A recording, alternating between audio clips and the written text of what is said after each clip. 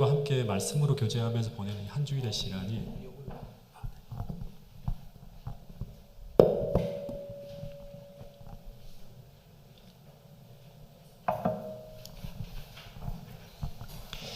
한 주간 보내는 시간이 계속 하울림이 있네요. 여기 마이크를 좀 꺼주시겠습니까?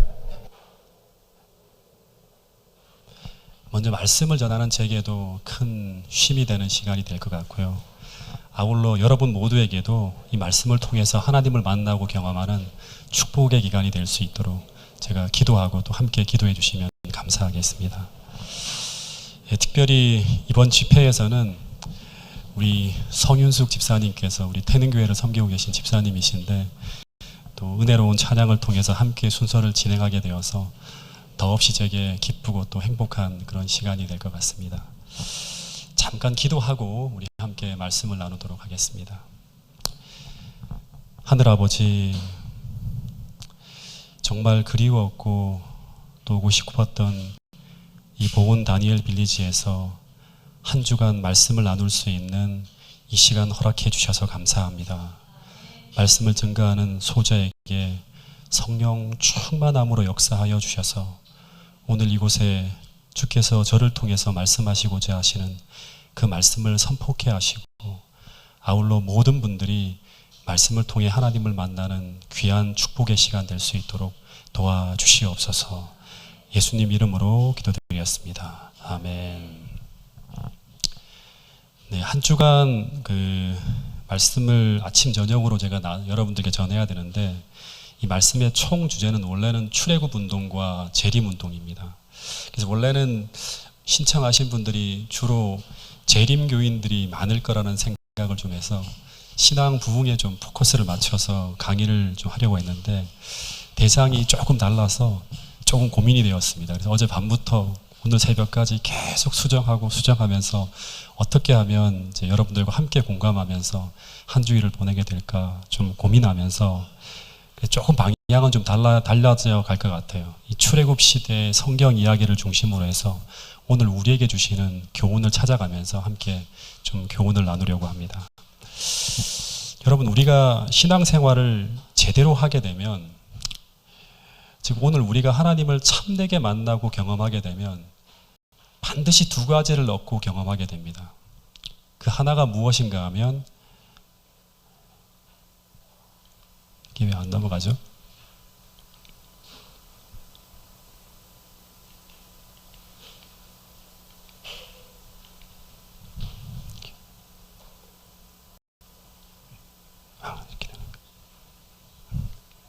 그 하나가 뭔가 하면 평안이고요. 또 하나가 뭔가 하면 자유입니다. 이 두 가지를 내가 경험하고 있는가를 통해서 우리가 하나님을 만나고 경험하고 있는지를 확인할 수 있어요. 우리가 하나님을 만나게 되면 그 하나님이 우리 마음을 이렇게 지배하시고 임재하시면 첫 번째 경험하는 것이 평안이에요. 두 번째는 뭔가 하면 자유로움이에요. 그래서 요한복음에 보면 이제 이런 말씀이 있어요. 요한복음 16장 33절에 보면 이것을 너희에게 이르는 것은 너희로 내 안에서 무엇을 누리게 하려고 한다? 평안이에요. 평안. 하나님은 모든 말씀과 신앙생활과 하나님을 믿고 의지하는 걸 통해서 첫 번째 우리에게 주시고자 하시는 것은 뭔가 하면 평안이라고 하는 축복이에요. 또 하나는 뭔가 하면 요한복음 8장 32절 36절에 보면 진리를 알지니 진리가 너희를 어떻게 한다? 자유롭게 한다고 하는 거예요. 그리고 아들이 너희를 자유롭게 하면 너희가 참으로 자유하리라는 말씀이 있어요. 그래서 우리가 신앙을 하는 목적은 우리가 하나님을 잃어버림으로 함께 잃어버렸던 주님 안에서 누리는 이 자유와 평안을 다시금 찾기 위해서 우리가 신앙생활을 하는 거예요. 그래서 우리가 이 땅에서 하나님 나라를 경험한다고 하는 것은 그 하나님께서 우리를 다스리고 통치하시는 것인데 그러면 그 결과 우리의 마음에는 이 자유와 평안이 임하게 된다고 하는 거예요. 그런데 이것을 소유하게 되면 그때부터 우리에게는 어떤 일이 벌어지는가 하면 영적, 육적 치유와 회복의 역사가 일어난다고 하는 것입니다. 그런데 만약 우리가 우리를 만드신 그 하나님을 찾지 못하면 우리에게는 자유가 없습니다. 그러니까 우리는 우리를 불행하게 만드는 무엇인가에 계속 매여 살게 되어 있어요. 또 하나, 우리가 우리를 이 땅에 나게 하신 그 하나님을 만나지 못하면 우리에게는 평안이 없습니다. 그러니까 늘 불안하고 염려하고 걱정하는 것이 떠나지 않는 것입니다. 그래서 이 출애굽 운동이라고 하는 것은 이제 어떻게 보면 애굽의 노예가 되었던 이스라엘 백성들이 그 잃어버린 하나님을 찾아 떠나는 역사 기록인데, 더 정확하게 말하면 그들이 주님을 잃어버림으로 말미암아 잃어버렸던 그 자유와 평안을 찾아 떠나는 역사 기록이 바로 뭔가 하면 이 출애굽기의 기록이라고 하는 것입니다. 그래서 이번 기회에 함께 이 출애굽의 역사를 함께 공부하면서 우리 모두가 잃어버린 그 하나님을 찾고 그 결과 그 하나님 안에서 누리는 그 자유와 평안을 경험함으로 말미암아 여러분 모두에게 치유와 회복의 역사를 경험하게 되는 이 한 주간의 시간이 될 수 있기를 간절히 바라겠습니다.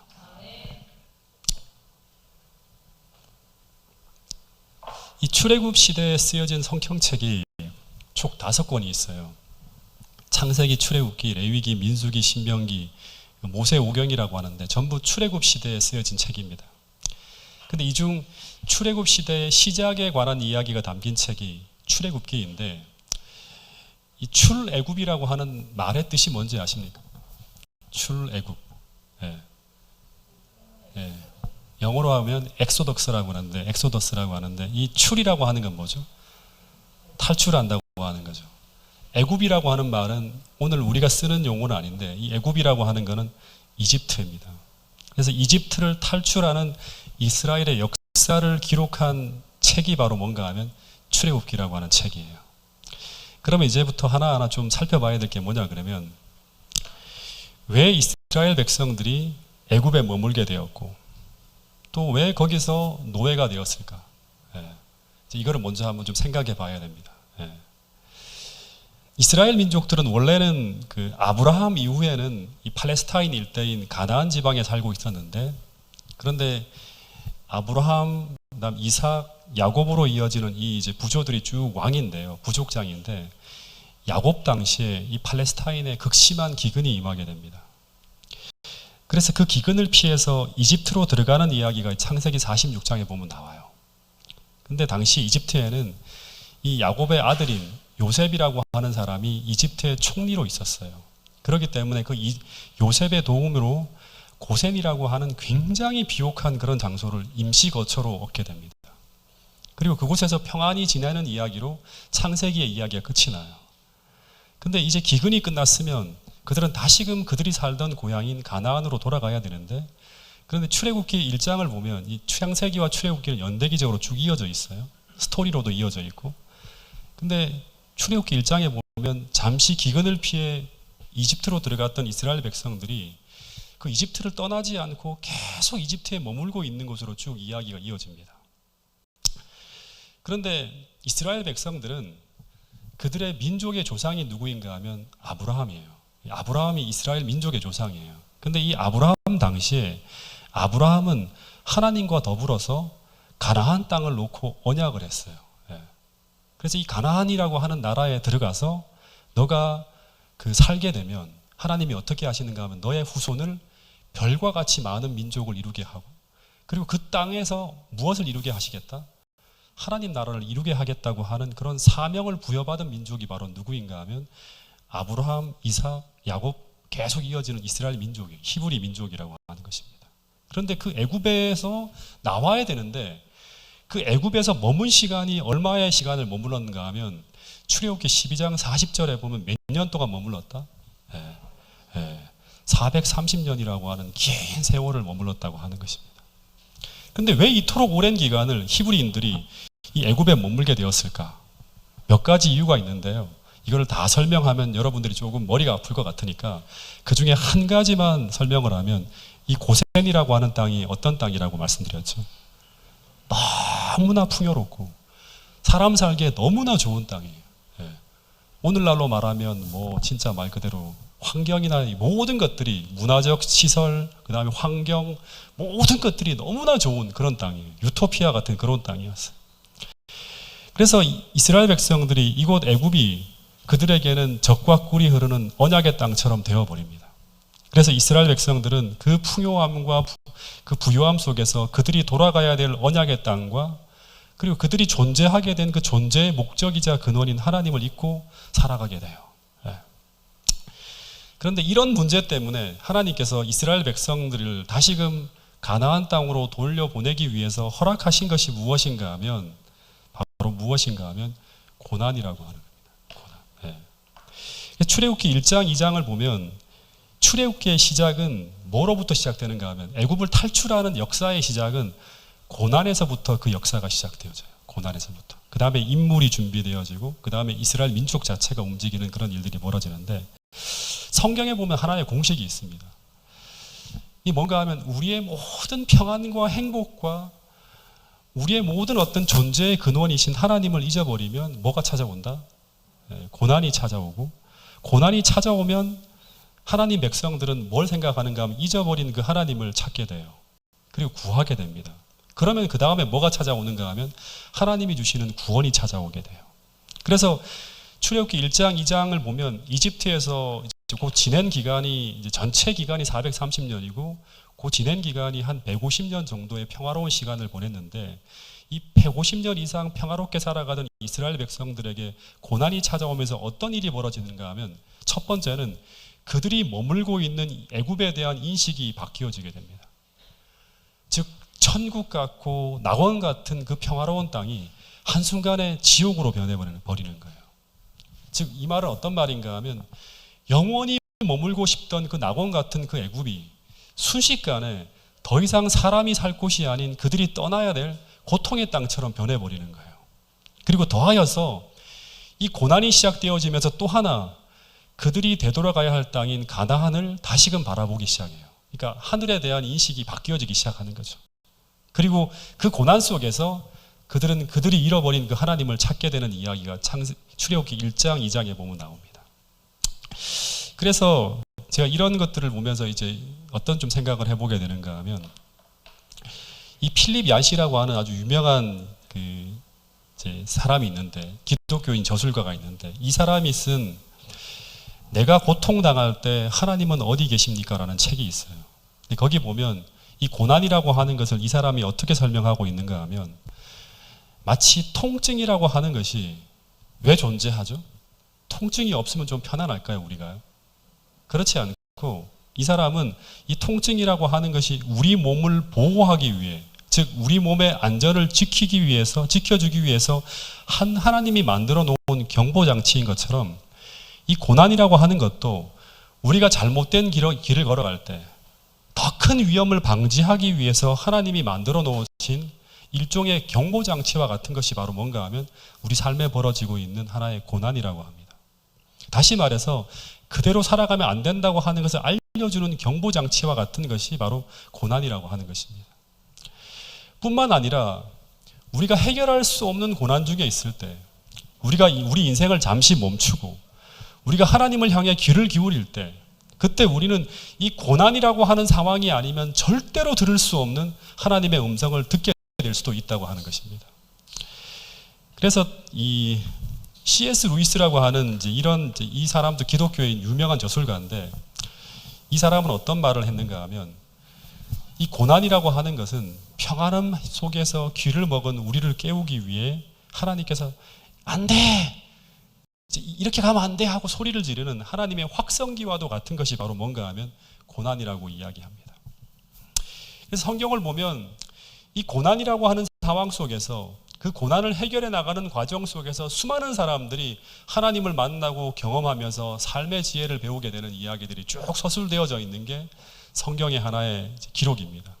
다시 말하면 이 고난이 아니면 배울 수 없고 이 고난이 아니면 절대 들리지 않는 그 하나님의 음성을 이 고난이라고 하는 시간을 통해서 우리는 듣고 배우게 되기도 한다고 하는 것입니다. 그래서 이 고난이 결국에는 우리에게 축복의 시간이 되게 하는 것이 이 고난을 우리에게 허락하신 하나님의 목적이요 뜻이라고 하는 것을 우리 모두가 이번 출애굽기를 배우면서 함께 생각할 수 있는 여러분과 제가 될 수 있기를 간절히 바라겠습니다. 출애굽기 2장 23절부터 25절에 보면 이런 말씀이 있는데 이 고난이 이스라엘 백성들에게 닥쳐올 때 그때 이 고난이 이스라엘 백성들에게 어떤 역할을 했는지를 서술하는 이제 이야기가 있는데 한번 읽어보겠습니다. 이 내용은 자, 같이 한번 읽어보겠습니다. 23절부터 25절까지의 말씀인데요. 시작. 애굽 왕은 죽었고 이스라엘 자손은 고된 노동으로 말미암아 탄식하며 부르짖으니 그 고된 노동으로 말미암아 부르짖는 소리가 하나님께 상달됐는지라. 하나님의 그들의 고통 소리를 들으시고 하나님이 아브라함과 이삭과 야곱에게 세운 그의 언약을 기억하사 하나님이 이스라엘 자손을 돌보셨고 하나님이 그들을 기억하셨더라. 여기 보면 고난이 시작되어지고 그 고난이 시작되어짐으로 말미암아 이스라엘 백성들이 하나님께 기도하는 일이 벌어지죠. 하나님을 찾는 일이 벌어집니다. 그리고 그 다음에 하나님께서 이스라엘 백성들을 어떻게 하셨다? 기억하사 돌보셨다고 하는 기록이 나옵니다. 이 패턴으로 성경 이야기가 계속 반복되어지는 걸 볼 수 있습니다. 결국 고난을 허락하신 목적은 잃어버린 하나님을 다시금 찾고 만나게 하기 위해서 주어진 것이라고 할 수 있는 것이죠. 제 인생에 정말 힘든 시간이 찾아온 때가 이제 몇 번 있었습니다. 그 첫 번째 시간은 제가 하나님을 만나게 되는 고등학교 3학년 때였는데, 그때 저는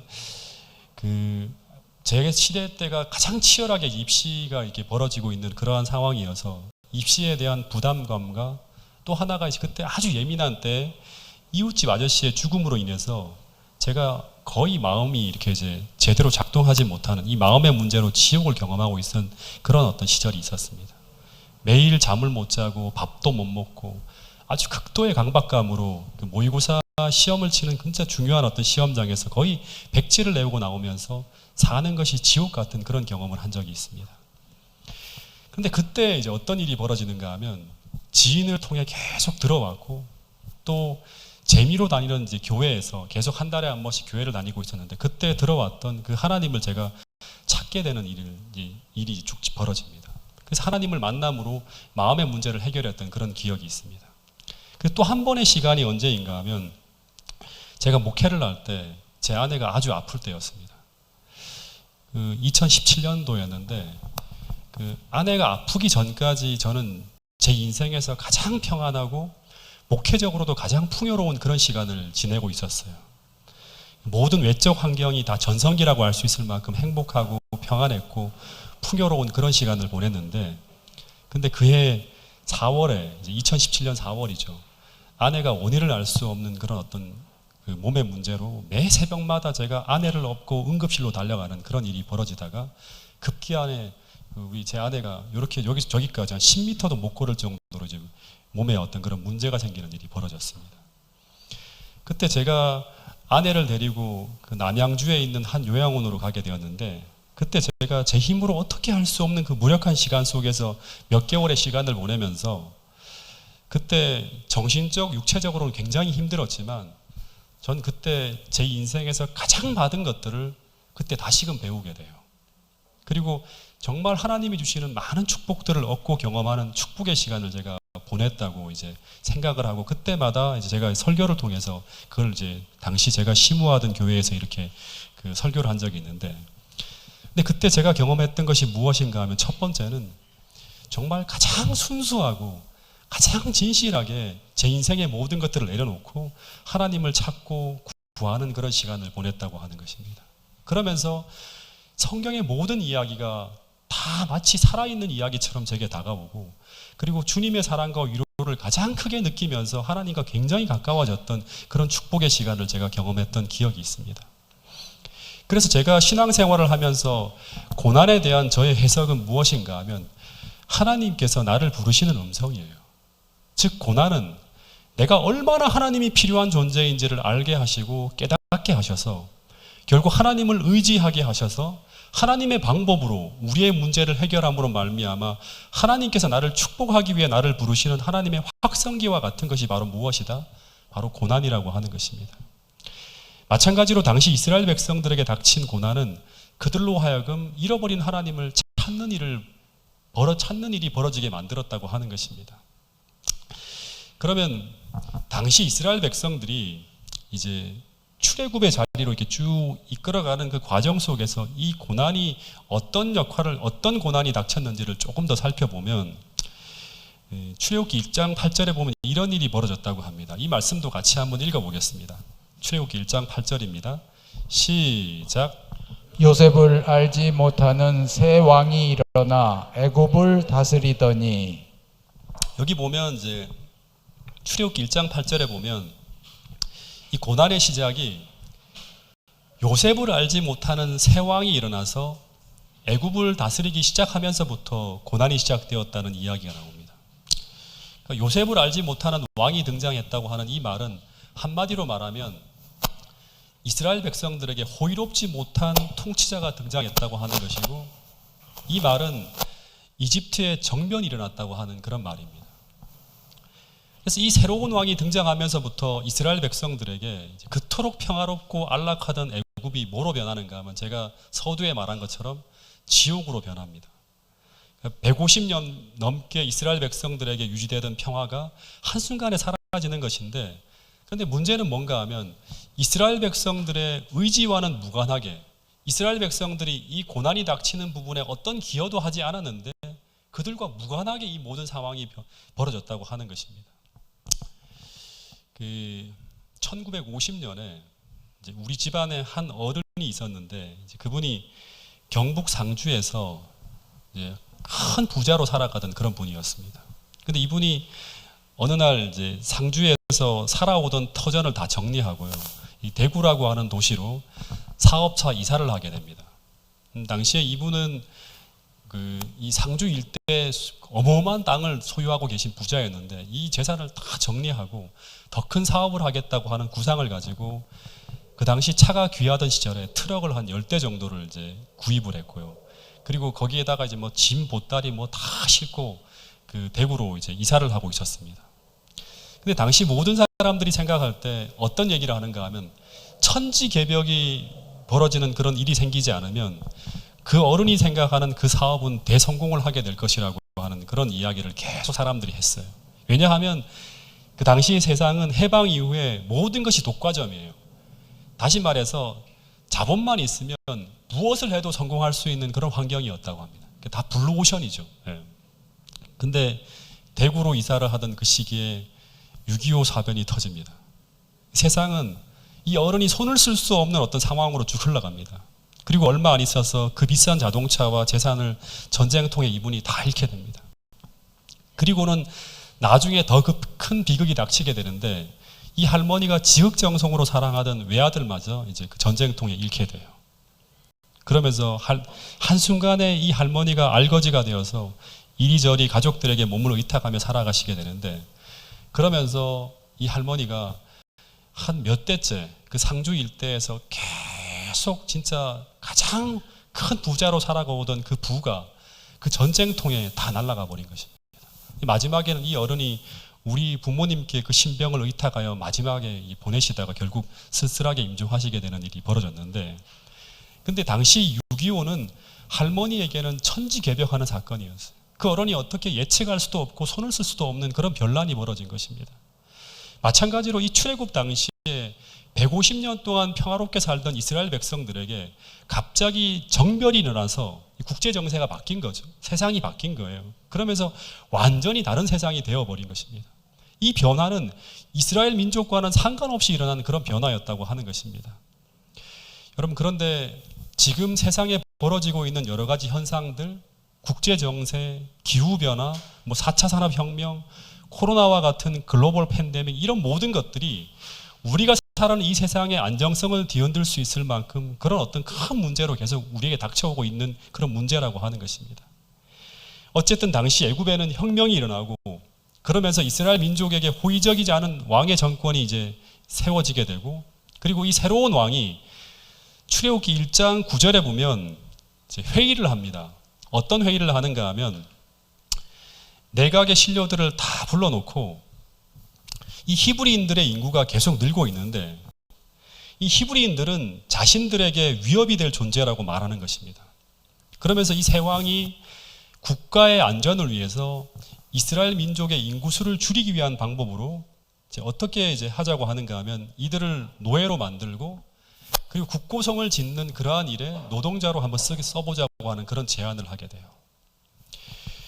그래서 이 일로 말미암아 자유인이던 히브리인들이 자유를 잃어버린 채 노예가 되어지고 동시에 국고성을 짓는 일에 강제로 동원되어지면서 거의 죽음의 고통을 당하며 살아가게 되는 일이 벌어지게 됩니다.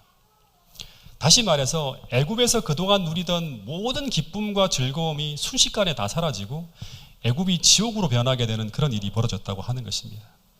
근데 문제는 무엇인가 하면 왜 하나님께서 이런 바로의 압제를 막지 않으셨는가 하는 것입니다. 예.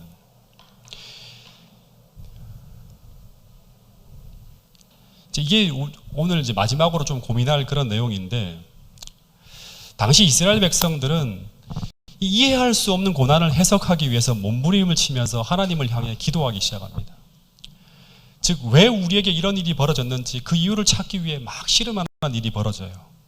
그런데 그 고난을 해석하기 위해서 몸부림치는 그들에게 이 고난을 해석하기 위해 주어진 빛이 무엇인가 하면 바로 모세에게 주신 첫 번째 계시의 빛인 창세기라고 하는 그런 책이 이들에게 이제 주어지게 됩니다. 이 창세기는 당시 이스라엘 백성들에게 무엇을 이야기하고 있는 그런 책인가 하면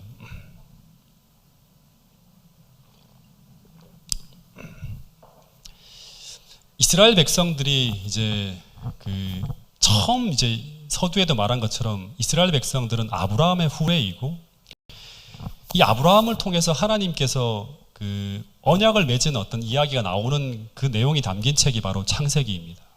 그런데 이 언약에 의하면 그들이 머물고 있는 이 고센 땅은 어떤 곳인가 하면 이 고센 땅은 서두에도 말한 것처럼 그들이 고난을 피하기 위해서 잠시 머물기 위해 들어간 임시 거처이지 그들이 영원히 살 곳이 아니라고 하는 것입니다. 그래서 그들이 하나님의 언약 백성이 되기 위해서, 다시 말해서 하나님께서 아브라함의 후손들에게 주시기로 언약한 그런 어떤 약속들을 성취하기 위해서는 어디로 가야 되는가 하면 언약의 땅으로 돌아가야 한다고 하는 것입니다. 그래서 이 이야기들을 그들이 하나님의 음성으로 듣기 시작하면서부터 무슨 일이 벌어지는가 하면 이 출애굽 운동이 시작되어졌다고 하는 것입니다. 그래서 이 창세기를 쭉 읽어보면 끝도 없이 계속 반복되는 이야기가 무엇인가 하면 너희들이 진정 하나님의 백성이 되기를 원한다면 더 이상 이집트에 머물러서는 안 된다고 하는 것을 수도 없이 이야기하고 있는 책이 바로 이 창세기의 이야기입니다. 읽어보면 이제 어떤 내용이 나오는가 하면 이 야곱이라고 하는 사람이 이제 죽을 때 마지막으로 유언한 내용이 뭔가 하면 내가 죽으면 이 이집트에서 장사를 지내면 절대 안 된다고 하는 것입니다. 내가 죽으면 반드시 자신을 언약의 땅인 가나안으로 돌아가서 자신의 할아버지와 아버지가 묻혀있는 막벨라 굴에 묻어달라고 하는 그 유언을 하면서 이제 그 이야기가 끝이 나는 걸 볼 수 있어요. 그리고 또 하나가 이 창세기 마지막 인물이 누구인가 하면 요셉이라고 하는 사람이 나오는데 이 요셉도 죽으면서 유언을 하는데 어떤 유언을 하는가 하면 심지어 내가 죽거든 어떻게 하라? 입관만 딱 하고 장례를 마무리하지 말고 먼 훗날 출애굽을 할 때 나의 해골을 짊어지고 가나안으로 올라갈 것을 이야기하는 그런 내용이 나옵니다. 그러면서 이 창세기가 끝이 나는 걸 볼 수 있어요. 그런데 이런 이야기들은 무엇을 이야기하고 있는가 하면 혹여라도 그의 후손들이, 다시 말하면 나의 후손들이 그 애굽의 풍요로움 때문에 돌아가야 할 땅인 가나안을 잊어버릴까 봐 염려하면서 이런 이야기들을 유언으로 남긴 것입니다. 이것이 다 창세기의 기록 속에 담겨 있는 걸 볼 수 있습니다.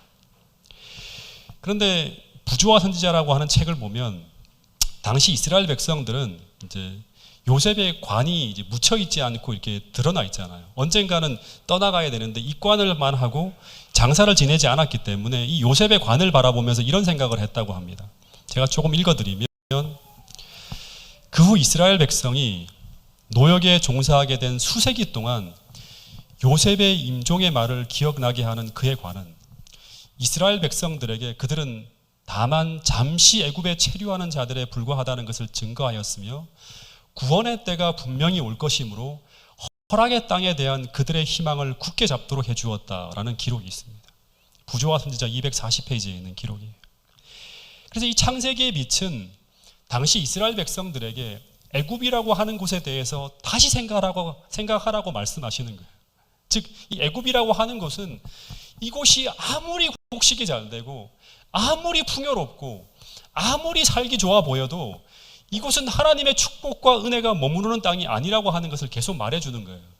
그들이 머물라고 한 그 순간만, 그 시간까지만이 하나님의 은혜가 머무는 것이지 하나님께서 떠나라고 할 때는 즉시 떠나가야 할 그런 땅이라고 하는 것입니다. 다시 말해서 그곳은 임시 거처이고 언젠가는 하나님의 은혜가 거치게 되는 땅이 바로 애굽이라고 하는 것입니다. 그런데 그들에게 이런 생각을 끝없이 하게 만든 빛이 바로 창세기의 빛이었고, 이 창세기의 빛은 이스라엘 백성으로 하여금 출애굽 운동이 일어나게 만든 빛이었다고 하는 것입니다. 그런데 이런 구조 속에서 보면 애굽은 오늘 우리에게는 이 세상을 표상하는 상징으로 보여지고, 이스라엘 백성들은 오늘 이 땅을 살아가는 하나님 백성으로 볼 수 있겠죠. 그리고 가나안이라고 하는 땅은 하늘 본향을 표상한다고 할 수 있습니다. 마찬가지로 오늘 우리에게도 어떻게 본다 그러면 제가 여러분들에게 이제 이 기별을 전하게 되는 게 영적 출애굽 운동이 우리 삶 속에 일어나기를 바라면서 지금 이 강의를 하게 되는데, 우리 삶 속에서 정말 하나님께로 향해 돌아가는 이 영적 출애굽 운동이 우리 삶 속에 일어나려고 하면 이 세상이 우리가 영원히 머물 곳이 아니라 잠시 머물다 떠나야 하는 임시거처라고 하는 의식이 자리 잡을 때 오늘 우리도 하늘을 바라보면서 우리 삶이 하늘을 향해 전진하는 영적 출애굽 운동이 일어날 수 있다고 하는 것입니다. 당시 이집트에 머물고 있는 이스라엘 백성들에게 이 창세기 빛이 그 역할을 해주었던 것처럼 오늘 우리에게 동일한 이야기를 해주고 있는 책이 무엇인가 하면 바로 주님께서 하늘로 돌아가시기 전 제자들과 언약한 그 말씀이 담겨 있는 신약 성경이라고 하는 것입니다. 저는 신약 성경 전체 이야기가 마치 오늘 우리에게 이런 음성으로 들려오는 듯이 그렇게 들려요. 이 땅은 오늘 우리에게 임시 거처이고, 특별히 주님은 하늘로 승천하기 전 제자들에게 그런 생각을 가지고 이 땅을 살라고 하면서 이런 말씀을 하셨어요. 요한복음 14장 1절부터 3절까지 있는 말씀을 같이 한번 읽어보겠습니다. 시작. 너희는 마음에 근심하지 말라. 하나님을 믿으니 또 나를 믿으라. 내 아버지 집에 거할 곳이 많도다. 그렇지 않으면 너희에게 일렀으리라. 내가 너희를 위하여 거처를 예비하러 가노니 가서 너희를 위하여 거처를 예비하면 내가 다시 와서 너희를 내게로 영접하여 나 있는 곳에 너희도 있게 하리라. 여러분, 이 말씀은 너희는 이 세상이 아니라 하늘에 살 사람이라고 말하고 있는 거죠. 우리는 이 땅에서 임시로 사는 거예요. 그렇죠? 그리고 예수님은 하늘에서 너희와 영원히 살 거처를 마련하기 위해서 이제 하늘로 돌아가신다고 말씀하고 있는 것입니다. 그래서 주님께서 그 하늘에서 우리와 살 거처가 마련되어지면 주님은 다시금 우리를 데리러 이 땅에 오실 것이라고 말씀하고 있는 것입니다. 이 세상은 그때까지 우리가 임시로 머물고 있는 임시 거처라고 하는 그런 이야기를 하고 있는 것입니다. 그래서 지금 처처의 전쟁과 기근, 이런 온역이 도는 것도 더하여서 기후변화와 여러 가지 지구가 사람 살기에 적합하지 않은 환경으로 자꾸 변해가는 이런 모습들이 오늘 우리에게 무엇을 이야기하고 있는가 하면 마치 애굽에서 큰 어떤 그런 그 고난이 닥친 것처럼 우리가 돌아가야 할 곳인 하늘을 바라보게 하고 우리가 하늘을 바라보게 하는 그런 모든 그 역할을 하고 있다고 하는 것이 이 신약 성경의 이야기라고 하는 것입니다. 그러면 이제 마지막으로 하나만 좀 더 생각해 볼 게 무엇인가 하면 우리가 어떻게 이 영적 애굽으로부터 탈출해 나올 수 있는가 하는 거예요. 이 출애굽기 1장 마지막 부분을 보면 이제 이런 이야기가 나와요. 바로가 강제 노역을 통해서도 히브리인들이 줄지 않고 점점 더 번성해지는 것을 보면서 그 히브리 산파들에게 어떤 이야기를 하는가 하면 히브리 여인들에게서 태어나는 모든 남자아이를 다 죽이라고 하는 사형 명령이 내려집니다. 그러면서 이제 이 히브리인들에게는 그 애굽이라고 하는 환경이 어떤 환경으로 변해가는가 하면 전 민족이 멸망할 것 같은 가장 어두운 장소로 변해버립니다. 다시 말하면 남자아이는 다 죽는 거예요. 그리고 세상에는 자신들이 통제할 수 있는 힘이 미치지 않는 이 바로가 모든 것을 통제할 수 있는 모든 권력을 쥐고 있는 듯한 그런 모습으로 딱 드러납니다. 그래서 모든 상황이 절망적인 그런 지옥으로 변해버리는 환경이 바로 뭔가 하면 출애굽기 1장, 2장에 나와 있는 당시 하나님 백성들이 살아가고 있는 그런 세상이었어요. 그런데 그때 그 어두운 시기에 바로를 두려워하지 않으면서 세상을 두려워하지 않으면서 살아간 몇몇 인물들의 이야기가 이 출애굽기 1장, 2장에 보면 나옵니다. 그 한 인물이 누구인가 하면 히브리 산파들이고요. 또 한 인물이 누구인가 하면 출애굽기 2장에 등장하는 모세의 부모였어요. 이 사람들로 인해서 출애굽기의 역사가 이제 시작되어지는 거예요. 예. 근데 첫 번째 보면 이 히브리 두 산파의 이름이 나오는데 여자의 이름이 잘 기록되지 않은데 기록되어져 있어요. 이 부하라라고 하는 사람과 시브라라고 하는 이 두 히브리 산파의 이름이 나오는데 이 두 사람은 바로의 명령을 거역하고라고 하는 거예요. 그 두려운 바로의 명령을 거역하고 히브리 남아들을 살려주는 일을 했다고 하는 기록이 나옵니다. 또다시 말하지만 여기서 출애굽 운동의 시작인 모세가 태어나는 길이 열려요. 만약에 이 산파가 그 역할을 하지 않으면 모세도 죽을 수밖에 없는 거예요. 근데 이 두려운 시기에 어떻게 이 히브리 산파들이 그렇게 행동할 수 있었을까? 그렇게 행동할 수 있었던 이유를 이 출애굽기 1장 17절에 보면 짧은 단어로 설명하고 있는데 그것은 바로 이들이 바로가 아닌 하나님을 두려워하였기 때문이라고 하는 그런 이야기가 나옵니다. 근데 이 제임스 브루크너라고 하는 사람이 쓴 이 출애굽기 주석을 보면 이 출애굽기 1장 17절에 나오는 이 하나님을 두려워하여라고 하는 이 말은 출애굽기에 굉장히 중요한 주제라고 하는 그런 이야기를 하고 있어요. 이 끝없이 이제 이집트와 그 여호와 하나님이 격돌할 때마다 하나님 백성들은 이집트라든가 바로를 두려워하는 것이 아니라 하나님을 두려워해야지만 바로를 두려워하지 않고 하나님의 뜻을 이루어가는 그런 삶을 살아갈 수 있는 그런 어떤 선택을 할 수 있는 거예요. 근데 하나님을 두려워한다고 하는 이 말은 성경 전체를 타고 흐르는 굉장히 중요한 이야기인데 오늘 여러분들이 하나님이 주시는 평안, 자유, 이 모든 것을 얻기 위해서 기초가 되어지는 신앙이 바로 뭔가 하면 하나님을 두려워해야 돼요. 이 하나님을 두려워한다고 하는 이 말은 하나님을 경외한다고 하는 말이고 이 말은 쉽게 말하면 이런 거예요. 하나님이 얼마나 위대한 분인지를 안다고 하는 거예요. 이 말은 지금 나를 덮고 있는 이 문제보다도 훨씬 더 크시고 온 우주보다 크신 하나님, 그 하나님이 바로 우리 하나님이라고 하는 사실을 믿고 그분을 경외함으로 말미암아 내 삶에 벌어지는 모든 일들을 그분에게 맡긴다고 하는 것이 바로 뭔가 하면 하나님을 경외한다고 하는 말이에요.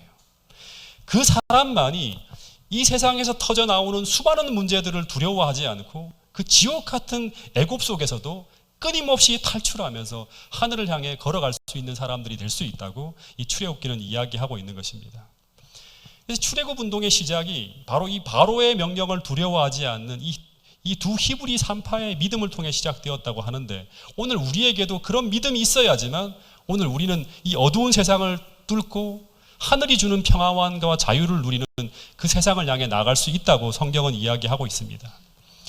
여러분, 우리 삶에 두려운 일들이 벌어지고 염려되는 상황들이 닥쳐오고 또 견딜 수 없는 고난이 닥쳐올 때마다 우리 모두 우리가 겪고 있는 이 문제보다 훨씬 더 크시고 또 온 우주를 통치하시고 모든 상황을 제어할 수 있는 우리 하나님이 계시다고 하는 사실을 믿으시고 그분을 바라보고 신뢰하며 그 모든 일을 맡길 수 있는 여러분과 저가 될 수 있기를 간절히 바라겠습니다. 마지막 말씀 하나 더 보겠습니다. 요한계시록 14장 7절 말씀을 같이 한번 읽어보겠습니다. 시작. 큰 음성으로 이르되 하나님을 두려워하며 그에게 영광을 돌리라. 이는 그의 심판의 시간이 이르렀음이니 하늘과 땅과 바다와 물들의 근원을 만드신 이를 경배하라 하더라. 예, 이 요한계시록 14장 7절에 보면 마지막 시대를 살고 있는 사람들에게 던지는 기별이 무엇인가 하면 하나님을 두려워하고 그분에게 영광을 돌리라고 하는 그런 말씀이 나옵니다. 이 말은 뭔가 하면 나를 덮고 있는 그 어떤 힘과 그 어떤 문제도 두려워하지 말고 나를 사랑하시고 그 문제 속에서도 충분히 나를 지키시고 나를 돌볼 수 있는 그 하나님을 믿고 그분에게 영광을 돌리는 삶을 살아가라고 말씀하고 있습니다. 여러분, 우리가 믿는 하나님은 우리를 덮고 있는 그 문제보다 크신 분입니다. 그 어떤 문제도 능히 해결할 수 있는 그런 분이십니다. 그분을 믿어야지만 우리는 애굽의 종살이에서 탈출해서 하늘의 평안과 자유를 찾아갈 수 있다고 하는 사실입니다. 이번 기간 이 출애굽기를 연구하면서 그런 축복을 누릴 수 있는 여러분과 저가 될 수 있기를 간절히 바라면서 첫째 날 강의를 마치도록 하겠습니다. 하늘 아버지, 짧은 시간이지만 출애굽기를 통해서 오늘 우리에게 자유와 평안을 주시기를 소망하시는 그 하나님을 잠시 동안 생각할 수 있는 특별한 기회를 허락해 주셔서 감사합니다. 주님, 우리 삶 속에 고난이 닥쳐오고 여러 가지 어려운 문제들이 우리를 덮을 때마다 주님, 그 문제보다 크신 하나님, 그 고난을 통해서 우리에게 축복을 주시고자 하시는 그 하나님을 바라보게 하여 주시고 끊임없이 하나님의 그 성품과 주님의 그 사랑을 기억함으로 말미암아 또 하나님의 위대함을 생각함으로 말미암아 우리가 모든 문제를 주님께 맡기고 날마다 주님을 향해 걸어갈 수 있는 저희들의 삶이 될 수 있도록 도와주시옵소서. 오늘 우리를 이 땅에 나게 하시고 또 우리로 하여금 목적을 두고 이끌어 가시는 그 하나님을 우리가 바라봄으로 말미암아 오늘 우리의 삶이 이 땅의 삶이 전부가 아니라 우리가 영원한 하늘나라를 바라보며 오늘 어떻게 우리 삶을 준비하며 살아가야 될지를 다시 한번 생각할 수 있는 이 특별한 기간 될 수 있도록 도와주시옵소서. 특별히 보온 다니엘 빌리지에서 한 주간 함께 머물고 계신 모든 분들의 삶 속에 함께 하시고 성령으로 그들의 마음에 부어주셔서 오늘도 평안을 경험하게 하시고 그들의 삶을 축복하기 위해 다가오시는 하나님을 경험함으로 말미암아 치유와 회복의 역사가 펼쳐지는 놀라운 기간이 될 수 있도록 인도하여 주시옵소서. 오늘 하루의 모든 삶의 여정에도 주님 저희들과 동행하여 주시고 축복하여 주시옵기를 예수님 이름으로 기도드렸습니다. 아멘.